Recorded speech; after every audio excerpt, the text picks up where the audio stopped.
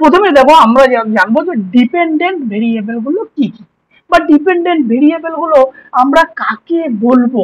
Simple দেখো, একদম easy ল্যাঙ্গুয়েজে তোমাদের এখানে লেখা আছে, আমরা যদি সেগুলোকে পড়ে তোমাদেরকে ইলাবোরেট করি তাহলে তোমাদেরকে বুঝতে সুবিধা হবে। প্রথমে দেখো, dependent variable is also known as responding variable. মানে ডিপেন্ডেন্ট ভেরিয়েবলকে অনেক সময় কি ভেরিয়েবল নামে পরিচিত? Responding variable. কেন রেসপন্ডিং ভেরিয়েবল?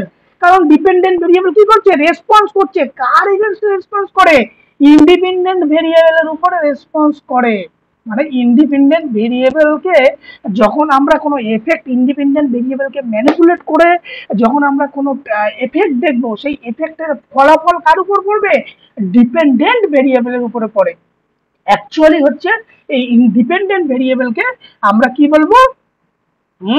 এটাকে বলবো কি? রেজাল্ট বা আউটপুট। রেজাল্ট বা আউটপুট।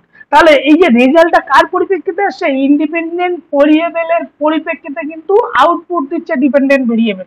এই জন্য একে বলা হচ্ছে কি? রেসপন্স করছে। এই জন্য এটার নাম হচ্ছে রেসপন্ডিং ভেরিয়েবল। ক্লিয়ার? দেখো 2 নম্বরে কি লেখা আছে? It is a something that depends on other factors. মানে এটা ডিপেন্ড করছে কার উপর? আদার ফ্যাক্টরের উপর ডিপেন্ড করছে। কারণ এই ইন্ডিপেন্ডেন্ট ভেরিয়েবল যখন আমরা চেঞ্জ করব, ম্যানিপুলেট করব, তার পরিপ্রেক্ষিতে কি হয়? ডিপেন্ডেন্ট ভেরিয়েবল চেঞ্জ হয়। সেই জন্য বলছে ইট ডিপেন্ডস আদার ফ্যাক্টর। তারপর লেখা দেখো, ইট depends on the value, it depends on the value that result from independent variable. তাহলে এই যে কথাগুলো তোমাদেরকে এতক্ষণ ধরে বলছিলাম, যে এর রেজাল্টটা কিসের পরিপ্রেক্ষিতে ডিপেন্ড করে? ইন্ডিপেন্ডেন্ট ভেরিয়েবলের উপর ডিপেন্ড করছে। Simply the dependent variable is what is affected by the independent variable. তার মানে ডিপেন্ডেন্ট ভেরিয়েবল কি করছে? এফেক্ট করছে। কার উপর এফেক্টেড? ইন্ডিপেন্ডেন্ট ভেরিয়েবলের উপর এফেক্টেড। যদি ইন্ডিপেন্ডেন্ট ভেরিয়েবল কিছু আমরা চেঞ্জ করি, তার সরাসরি রেজাল্ট আমরা কিসে বা আউটপুট কিসের উপর পাবো? ডিপেন্ডেন্ট ভেরিয়েবলের উপরে পাবো। এখানে দেখো, dependent variable just like name sound, it depends on upon some factor that the researcher control. তাহলে রিসার্চার কন্ট্রোল কোন ভেরিয়েবলকে রিসার্চার কন্ট্রোল করতে পারে? কখনো রিসার্চার ডিপেন্ডেন্ট ভেরিয়েবলকে কন্ট্রোল করতে পারে? কখনোই পসিবল না। কাদেরকে কন্ট্রোল করে? অলওয়েজ ইন্ডিপেন্ডেন্ট ভেরিয়েবলকে রিসার্চার কন্ট্রোল করে। কন্ট্রোল করে কি করে?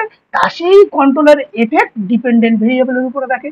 এখানে দেখো তোমাদের বোঝার ক্ষেত্রে কতগুলো এক্সাম্পল আমি দিয়েছি, সেগুলো দেখো তোমরা সিম্পলি বুঝতে পারবে। প্রথম এক্সাম্পলটা দেওয়া আছে, how well you perform in a race. তুমি কত ভালো পারফর্ম করবে race depends on your training. Depends করছে অন ইওর ট্রেনিং। তাহলে তোমরা বলো তো এখানে ডিপেন্ডেন্ট ভেরিয়েবল কোনটা আর ইন্ডিপেন্ডেন্ট ভেরিয়েবল কোনটা? তোমরা বলো। How will perform in race depends on your training. তাহলে ডিপেন্ডেন্ট ভেরিয়েবল এখানে কোনটা? কোনটাকে এখানে ডিপেন্ডেন্ট ভেরিয়েবল বলবো? বলো, কেউ একজন উত্তর দাও।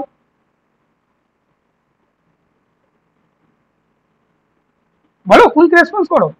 পারফর্ম করাটা ডিপেন্ড। পারফর্ম করাটা হচ্ছে ডিপেন্ডেন্ট ভেরিয়েবল। আর এই যে ইওর ট্রেনিংটা কি হবে তাহলে? ইন্ডিপেন্ডেন্ট। ইন্ডিপেন্ডেন্ট। Very good.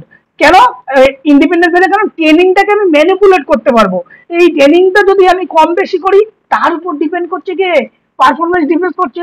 সেই জন্য পারফরমেন্স হচ্ছে ডিপেন্ডেন্ট ভেরিয়েবল আর ট্রেনিং হচ্ছে ইন্ডিপেন্ডেন্ট ভেরিয়েবল। পরে আরেকটা এক্সাম্পল দেখো তোমাদেরকে দিয়েছি, হাউ মাচ ইউ আর্ন। তুমি কত টাকা ইনকাম করবে depends upon the number of hours you work. তুমি কত সময় ধরে কাজ করছো তার উপর কি করছে? তুমি কত টাকা ইনকাম করবে। তাহলে এই যে কত টাকা তুমি ইনকাম করছো, কত টাকা মানি তুমি ইনকাম করছো, আর্ন করছো, সেটা হচ্ছে তোমার ডিপেন্ডেন্ট ভেরিয়েবল। আর নাম্বার অফ ওয়ার্কস, কত সময় ধরে তুমি কাজ করছো, সেটা হচ্ছে তোমার ডিপেন্ডেন্ট ভেরিয়েবল। ক্লিয়ার? তাহলে এখানে দেখো, দেয়ার মে বি কেন dependent variable in an experiment, মানে এক বা একাধিক ডিপেন্ডেন্ট ভেরিয়েবল একটা গবেষণা থাকতে পারে, সেটা লেখা আছে। সিম্পল। তাহলে বোঝা গেছে। আমরা আসবো নেক্সট আরো এক্সাম্পল আছে, সেগুলো দিয়ে বুঝবো।